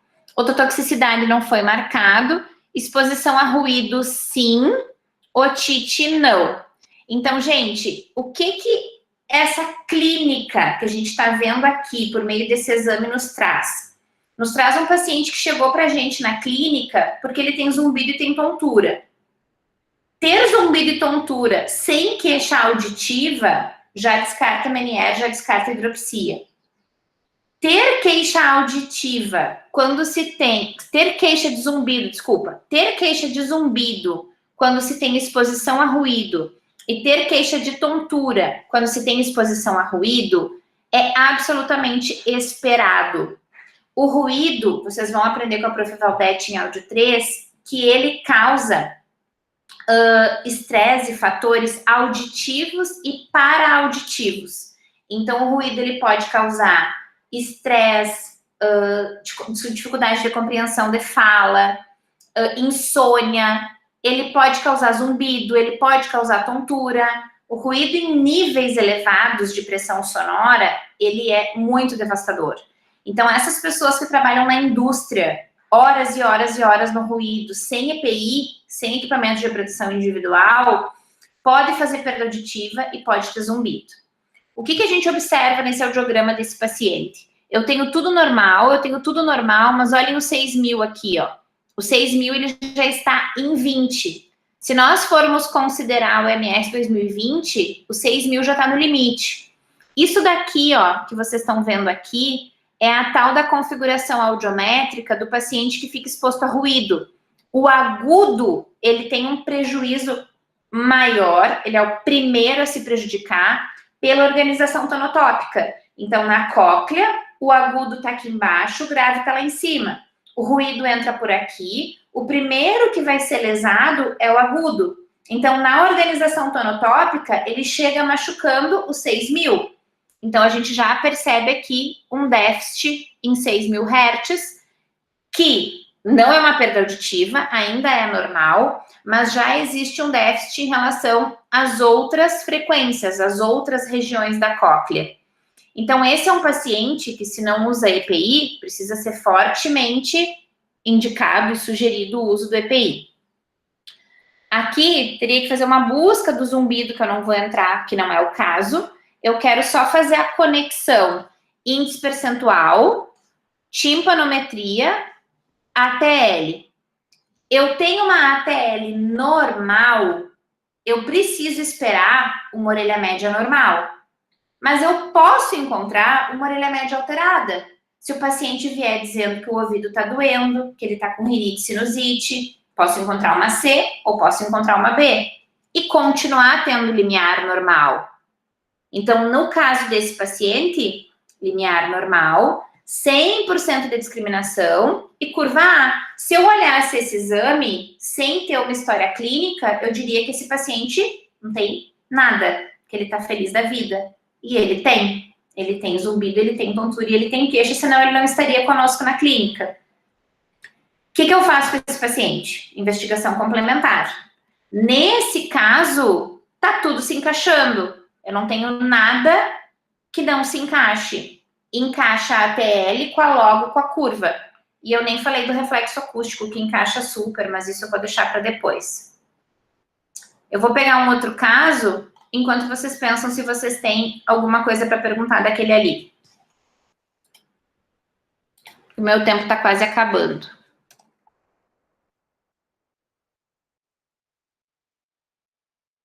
Esse caso aqui é bem legal, porque tem uma coisa errada aqui.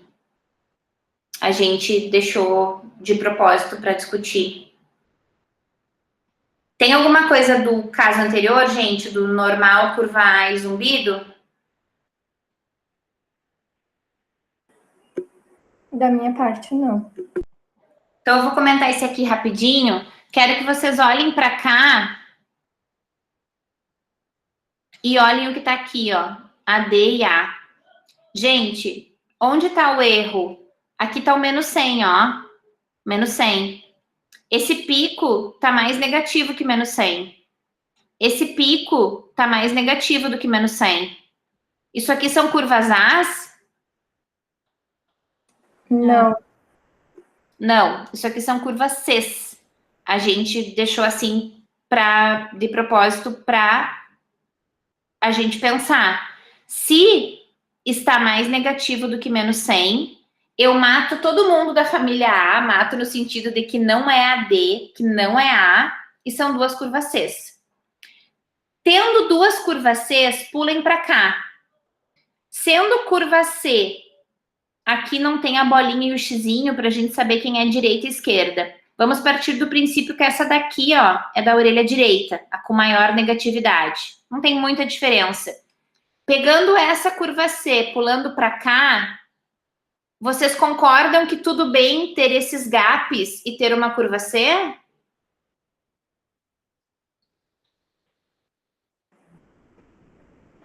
Acho que sim. Tem compatibilidade, né? No momento que eu tenho uma curva C, gaps. Mas e agora desse lado aqui? Que eu tenho uma curva C e não tenho gap. E agora? Acho que tá errado? Acho que sim. Não tá errado, sabe por quê? Porque olha o que aconteceu com essa cóclea.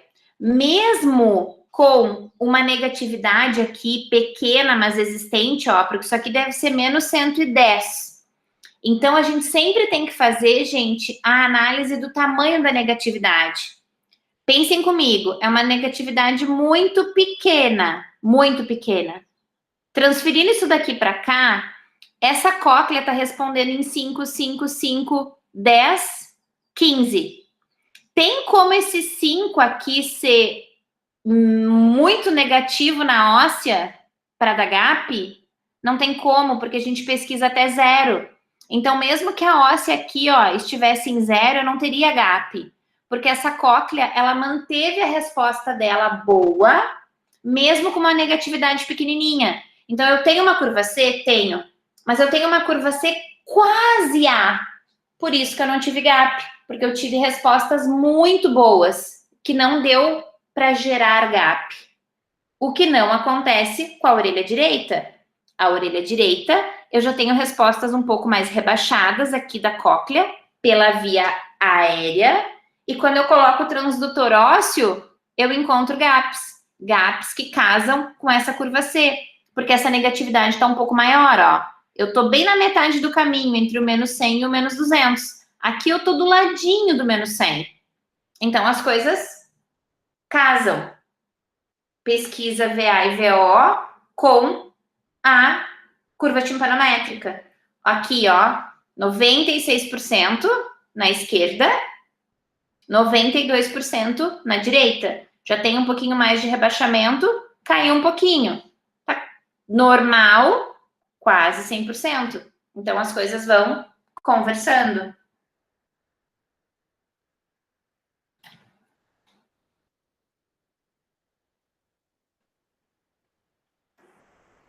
Eu entendi, prof. Eu achei Entendi melhor. mas agora entendi o porquê. Eu também, prof. Entendi melhor. Pronto. Então, tá bom, gente. Então, ficamos combinados assim, ó. Vou deixar um beijo para vocês agora. Vou finalizar, porque já estou avançadíssima na hora. Uma ótima semana para vocês. Daqui a pouco eu já coloco, assim que baixar, eu já coloco tudo no Moodle. E se vocês sentirem, revendo as aulas e dando sequência na atividade que está lá no Moodle, que ainda não está encaixando, a gente volta assim que conseguirmos. Tá? Um beijo. Sim. Vou parar a gravação. Uma ótima semana para vocês. Obrigada, prof. Beijo.